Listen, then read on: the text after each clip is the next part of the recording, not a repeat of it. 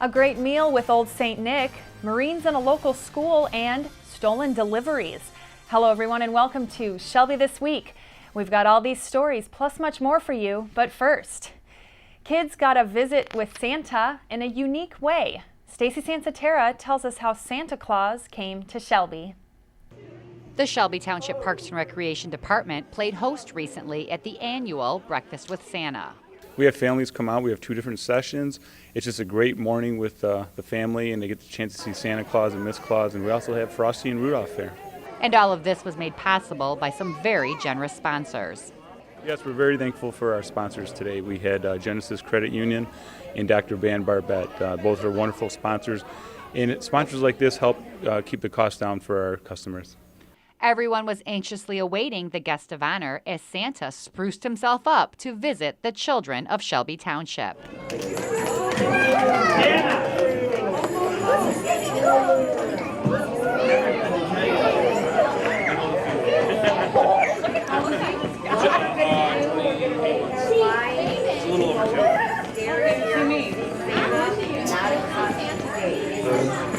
Hi, Santa. Hi. Merry Christmas. And at this annual event, time spent with Santa is truly time well spent. Well, the great thing about the Breakfast with Santa, Stacy, is, and we get a lot of comments, you can go to the mall, you might wait in line for 3 or 4 hours. This, you come here, it's a nice, quaint atmosphere, just with the family. We have about 70 to 80 people here. You take your time, there's no long lines, and you get time to spend your time with Santa in a nice, relaxed atmosphere. So we get a lot of positive feedback by having this event. It really is the most wonderful time of the year as Shelby Township is brimming with holiday cheer. For Shelby This Week, I'm Stacy Sansatera. Always great to see Santa and Mrs. Claus. You wouldn't believe the military muscle that was at MALLOW Junior High recently, all for a good cause. The Marines Toys for Tots stopped by MALLOW Junior High to gather donations that 7th, 8th, and 9th graders collected for the organization. MALLOW students raised $1,000 to buy toys for tots. How much shopping did you do, and what are you going to do when the Marines get here? We're going to pack the toys, and then we're going to just load it up on a truck for the kids in need. Excellent. And how does it feel for you to be a part of this? I feel like it's a good thing for kids. They deserve it, so it's a good thing for them. They deserve to be happy. Well, today alone we have 21 stops throughout the Utica School District area, and we plan on hitting each and every one of them, and with a smile on our faces, because the children are absolutely working hard at putting smiles on the children of Macomb County faces. Excellent. And you mentioned last year there was how many toys collected? We collected over 15,000 toys and hopes this year to collect over 18,000. Wow. And how does it feel to give back and be a part of this? Oh, it feels really good. Words can't express. It's an overwhelming feeling. The student council group went to Target right here in Shelby Township, shopped for local toys for tots. 7th graders raised the most money out of all the grades. Their reward, a movie during school. The local Kiwanis had a great turnout for their annual fundraiser. People were in the holiday spirit, but another incentive to attend this event, the big first prize. The Shelby Utica Kiwanis Club held their Bids for Kids auction at Palazzo Grande recently. Greg Smith, Executive Director for Kiwanis in the state of Michigan, tells us more about Kiwanis and this event. We're all volunteers, and everything that we raise goes back, and we decide what to do based on the community's needs, and this is one of our biggest fundraisers of the year. So the more that we can gather, the more that we can help people in the community that need help, especially the kids. That's what we focus on. Auction pieces were big and small, something for all to enjoy. Toys, jerseys, treats, and more. Township resident Dan Snow and his wife have donated an item to the silent auction every year for the past 10 years. And we've donated a fishing trip and the house up north, up by Traverse City and Frankfort. So it's fun. Meet new people, it's good. Thousands of tickets were sold for the Bids for Kids auction. Over 450 people attended the soiree. The community has been such a huge support of Utica Shelby Kiwanis, and every time we go into the local businesses and they hear Kiwanis, they say yes. which is so important. It's so great. 100% of the funds that we raise tonight are going to go right back into our community. College student and Circle K member Stacy Tyberski tells us more about the younger-aged Kiwanis clubs. Yes, in 7th grade I went to MALLOW Junior High, and it's called Builders Club at the junior high level. And then when I went on to Eisenhower High School, I graduated to Key Club. And then now I'm at Oakland University in what's called Circle K. And then as soon as I graduate in May, I'm planning on joining Utica Shelby Kiwanis. So I'll continue my Kiwanis family journey there. Ray Weingartz has been a Kiwanis member for almost 25 years. We're all in this to benefit the kids in our community, not just the kids, but any needs in our community. But our primary goal is young children. I joined Kiwanis in 2001, and for each person, it's a different stage in life when they feel that they have time to do this, and it's just something that's been a great fit for me. I like to make connections. I like to see people happy. I like to find out what they're looking for and help fulfill their needs, and Kiwanis does that for me. The biggest auction prize of the night, dinner anywhere in the world, all travel expenses paid for, dinner paid for, and Kiwanis will put you up in a hotel for 2 days. Winner of dinner anywhere in the world was Zig Grutza. Second place prize wasn't too bad either. Dinner for 2 anywhere in the U.S. with 1 night stay in a hotel paid for. Winner, Don Antui. And third place went to Deanna Mazzola. She won dinner anywhere in Michigan. All proceeds go to help families in need. Always good to give back during the holidays. Someone stole Christmas right from people's front porches. Shelby TV's Nick Buckler explains this holiday blunder. The holiday season is here, which means people will do whatever it takes to provide for their loved ones, even stealing off of residents' porches. Over the last month, we've received a lot of complaints from residents reference larcenies of exactly that. People are ordering online items for Christmas, and they're not paying attention to the delivery date or delivered by either the UPS, FedEx, or the U.S. Postal Service. Police officers are suggesting that you pay close attention to the delivery date and time of your packages this holiday season. The thieves are watching delivery trucks in subdivisions and businesses, and when the packages are delivered, trucks pull away and they go to your porch and grab whatever you ordered. If you cannot leave work early to make sure your package is not left on your porch unattended, call a trusted neighbor or family member to grab it off of the porch before the thieves do. We are recommending to the residents and businesses in the township to pay attention to your delivery dates on your receipts that you get from the email. Police caught 2 men in Macomb Township stealing packages off porches. Although they hope these are the only 2 thieves, police will continue to be cautious by patrolling residential areas during the holiday season. Just pay attention. You just got to pay attention. I've said many times, if you see something suspicious in your neighborhood or suspicious vehicle, this is a perfect example. If you see people walking around neighborhoods that you don't recognize or have no business in your neighborhoods, please call the Shelby Township Police Department. We will look into it, and we'll find out if they're supposed to be where they're supposed to be. For Shelby TV, I'm Nick Buckler. Keep an eye out around your neighborhood for anyone looking through mailboxes or your neighbor's front porch. Here's a holiday present that you may not want to put under your tree this season: a pet. A wonderful puppy or new baby kitten. Of course, parents love to give a cute animal for Christmas, but after the holiday cheer wears off, does the glamour of a puppy or kitten wear off too? Maybe getting an animal for the holidays isn't such a good idea. Animal Control Director Jeff Randazzo explains. Be careful of your poinsettia plants, things that you may have laying out, such as chocolate, stuff like that is going to be toxic to your pets that are around. But for the most part, I would say, for the holiday season, do not, if you're interested in adopting a pet for the holidays, make sure it's a family involvement. It's after the holidays. Again, use the voucher on Christmas so that your family could open that up so they know they're going to be getting a pet after the holidays. And then make sure that you never purchase anything online. Go to your local animal shelter. Look at the dogs. You could actually go out into a yard, visit, bond with them. And this way, you're not purchasing them, you're not buying a dog or adopting a dog from online or rescuing a dog. that you think needs to be saved. You have to be very, very careful out there, especially with Craigslist and other sites, breeders, puppy mills.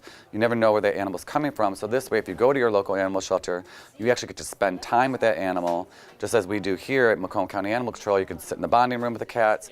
The dogs you could actually take outside in the yard, spend time with them, and see if it's a fit for the whole family.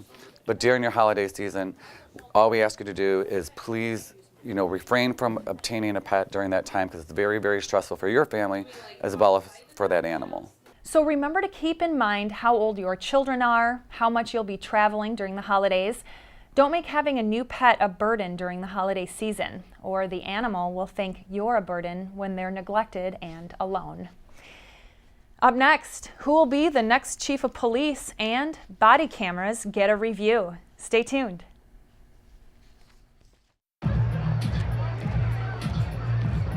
If you drive buzzed, it could cost you around $10,000. You'll face major legal fees, major fines, and steep insurance penalties. You could lose everything. Nothing kills a buzz like getting pulled over for buzz driving, because buzz driving is drunk driving.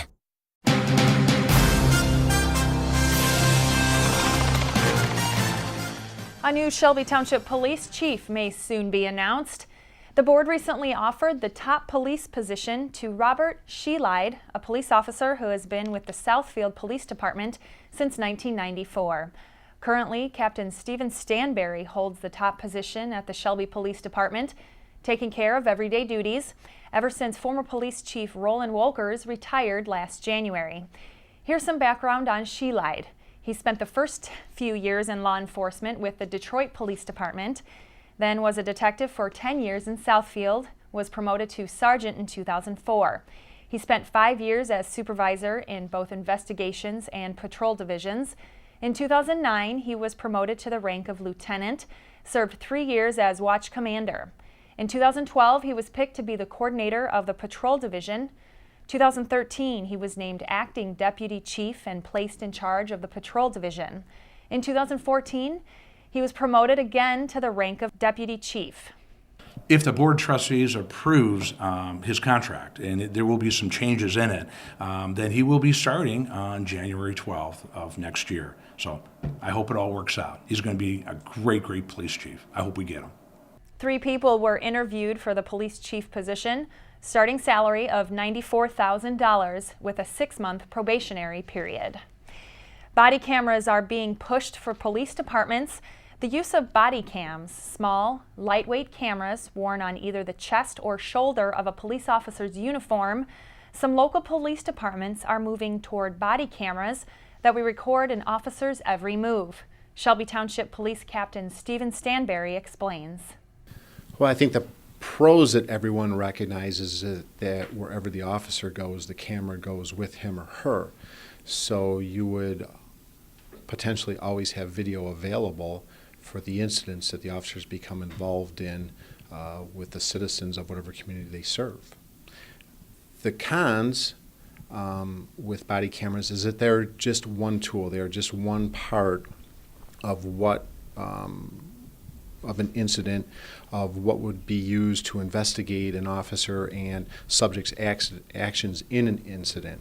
So it's not a cure-all to what the public currently perceives as officers abusing their authority. It would just be one part of an investigation into an officer's and subjects' actions that they are dealing with.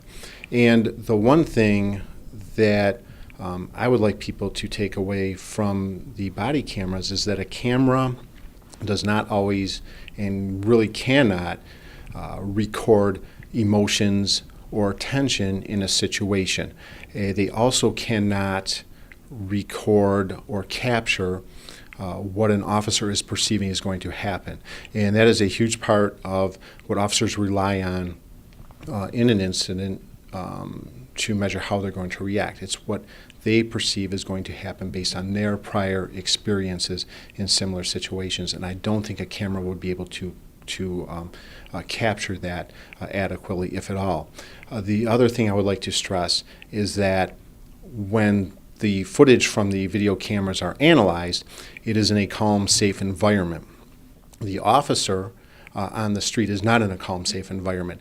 They are under stress and sometimes under fear for their own personal safety. So there are some definite cautions that go with the use of on-body or on-person video cameras for police officers. Body cams cost around $52,000, depending on how many are purchased. President Barack Obama proposed $263 million in funding for police body cameras and training nationwide. A bad accident took the life of a biker recently. It happened December 10th around 4 in the morning. A semi-truck was driving westbound on 23 Mile near Shaner when he hit a bicyclist that was riding on 23 Mile Road. Shelby Township Police and Fire were called to the scene. They said the truck was going the speed limit and the male bicyclist, who was 62 years old, was riding his bike to work. The semi accidentally struck the biker, leading to the death instantly. Alcohol does not appear to be a factor in the tragic accident. The bicyclist was apparently wearing all black clothes and was hard to see him on the road. This is a tragic reminder to use sidewalks when available and wear reflective clothes when riding a bike. We have a breaking story for you, an embezzlement situation in Utica Community Schools. Allegedly, the treasurer of SWITZER Elementary PTO embezzled somewhere of up to $50,000 from the parent-teacher organization. To top it off, a large chunk of that money was going towards one family in need, 4 kids. Their mother just passed away, and the father with a moundful of bills to pay. Shelby Township Police were notified of the incident. It happened late November, and since then, the treasurer, who is a female, has stepped down from her position. This is an ongoing investigation. Actions continue with the legal process. The board intends to work hard for the students and proceed with all scheduled events. A hot issue on something we all use, roads, and the potholes that come along with them. Roads have been a hot item on the legislation for the past 3 years. Now, politicians are closing in on how to get funds to fix our roads. The governor agrees with the Senate's plan to increase taxes on gasoline. The House plan is to phase out sales tax, which would affect our schools. County Executive Mark Hackle explains. They all know the issue, and when I say they, talking about our legislators up in Lansing, I'm hopeful because I hear about that they're talking about a solution. They're trying to come up with a funding solution for Department of Roads locally as well as county and statewide. They know that there's a shortage of funding to really address the issues. If they want us to continue the fixes that we're doing right now, and that's just cutting portions out or putting patch in potholes, we'll continue to do that because that's the funding we have available to do that, but that's not the solution. I mean, our roads are in absolutely poor condition, and with that, I guess, biblical storm we just had, that flood, there is no question what that did to our underground and the infrastructure underneath is going to showcase itself starting next April. And I am so sad to hear people keep saying, you know what, it's pothole season. As a kid growing up, I didn't recognize that as one of the 4 seasons when we started going through our classes and programs to understand about 4 seasons, but all of a sudden it's become the 5th season, potholes. That's embarrassing. I mean, you talk about, the Southeast Michigan, we put the world on wheels, and now the rest of the world is afraid to put their wheels on our roads. Plenty of roads in Michigan are in need of repair. Other roads are just fine. We'll keep you informed on what legislation decides. A well-known piece of land is up for grabs. The old Big Boy restaurant at 21 in Van Dyke is being eyed for a rebuild. At the recent planning meeting, a company showed plans to rezone the land on the southwest corner, build a strip mall with 2 different businesses. The change in rezoning would be necessary for what they want. One store would be a sandwich shop, but the old Big Boy that closed just a few years ago would be torn down and a new strip mall would be built.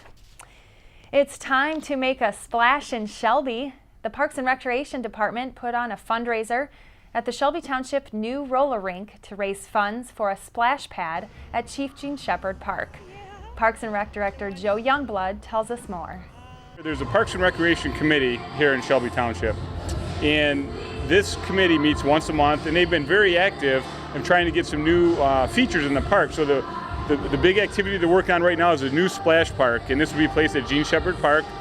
So this is one of the first fundraisers we had, and everyone's having a wonderful evening tonight. Molly tells us why she thinks a splash pad at Gene Shepherd Park is a good idea. We would like to have one in Shelby Township so we can cool off in the summer right here so we don't have to go somewhere else. No. You can still donate to the Chief Gene Shepherd Park Splash Pad Fund at the Parks and Rec office on the municipal grounds, 52602 Van Dyke Avenue. In health news, researchers have developed a device that may reduce the discomfort many women feel during a mammogram. A mammogram is important to detect breast cancer early, but the pressure from the breast compression can cause discomfort. This new device reduces the pain by adjusting compression, but shows the same image. A nurse can adjust the machine and standardize the pressure. Extra costs for the machine would be minimal, as many radiologists are interested in the imaging machine in the United States. Some holiday cheer came to Shelby. We'll tell you where. Stay tuned. This financial advisor is being accused of committing one of the largest investment frauds in the history of the United States. I guess we're not going to Aspen. That's fine. You see, I like tennis balls. He likes insider trading. So he's going to jail and I'm going to a shelter. And no, they're not the same thing. Shelters are for good pets that want to be adopted. Jails are for criminals. I've done nothing. Uh-oh. Ooh, okay, I stole a cheeseburger once. I'm a dog.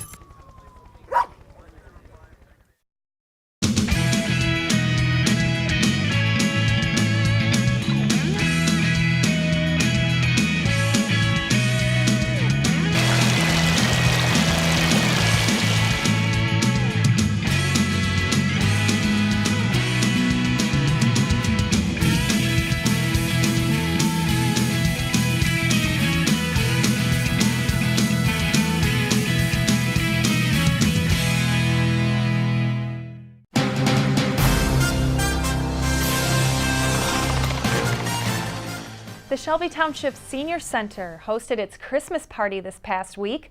Partiers enjoyed fine food and fun in the festive atmosphere of the Cherry Creek Golf Club.